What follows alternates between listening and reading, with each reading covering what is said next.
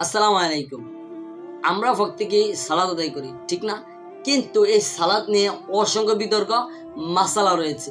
তার ভিতরে একটা অন্যতম বিতর্কিত বিষয় হচ্ছে যে সালাতে সূরা ফাতিহা পাঠ করা বা না করা। হানাফিদের মধ্যে হচ্ছে যে সালাতে সূরা ফাতিহা পাঠ করতে হবে না ইমামের পিছনে, কিন্তু আলে হাদিস কিংবা অন্যান্য মাযহাবের কথা হচ্ছে যে অবশ্যই আপনাকে সালাতে সূরা ফাতিহা পাঠ করতে হবে, সেটা ফরজ, সুন্নাহ, নফল। তাই এই নিয়ে হানাফি মাযহাবের সবচেয়ে বড় আলেম ডক্টর মিজানুর রহমান আল আজহারি চমৎকার একটা সংক্ষিপ্ত ভিডিও ক্লিপ রয়েছে, আমরা এটা দেখব, তারপরে বিস্তারিত বলবো ইনশাআল্লাহ। বিশ্বনবী নিজেও যদি সূরা ফাতিহা ছাড়া নামাজ পড়ে ওই নামাজটা হবে হবে না, কারণ বিশ্বনবী নিজেই বলেছেন লা সালাতা লিমান লাম ইয়াকরা বিফাতিহাতিল কিতাব, যে ব্যক্তি সূরা ফাতিহা সালাতে পড়ে না তার সালাত হয় না। আচ্ছা, তো আমরা দেখলাম তার কথা সম্পূর্ণ রাইট, কেননা আল্লাহ রাসূল সাল্লাল্লাহু আলাইহি ওয়াসাল্লাম থেকে একেবারে স্পষ্ট কয়েকটা হাদিস রয়েছে, যে হাদিসগুলোতে বলা হয়েছে যে সালাতে সূরা ফাতিহা পাঠ না করলে হচ্ছে আপনার সালাত হবে না। কোন সালাত? আমরা বিতর্ক করি ফরজ সালাত নিয়ে, যেমন ফরজ সালাতে ইমামের পিছনে নাকি সূরা ফাতিহা পড়া লাগে না, সম্পূর্ণ ভুল। আপনাকে অবশ্যই সূরা ফাতিহা পাঠ করতে হবে, না আপনার সালাতই হবে না।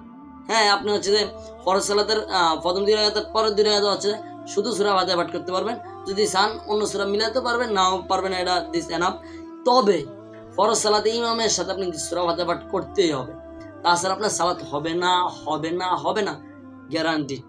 কারণ এটা আমার কথা নয়, এটা ডক্টর মিজানুর রহমান আল আজহারির কথা নয়, এটা স্বয়ং আল্লাহর প্রিয় হাবিব মুহাম্মদ সাল্লাল্লাহু আলাইহি ওয়াসাল্লাম বলেছে। এটা নিয়ে বিতর্ক কিভাবে করে আমি বুঝি না। আর সূরা ফাতিহা পাঠ করে এমন কি কষ্টের বিষয় যে তারা সূরা ফাতিহা পাঠ করতেছে না সালাত?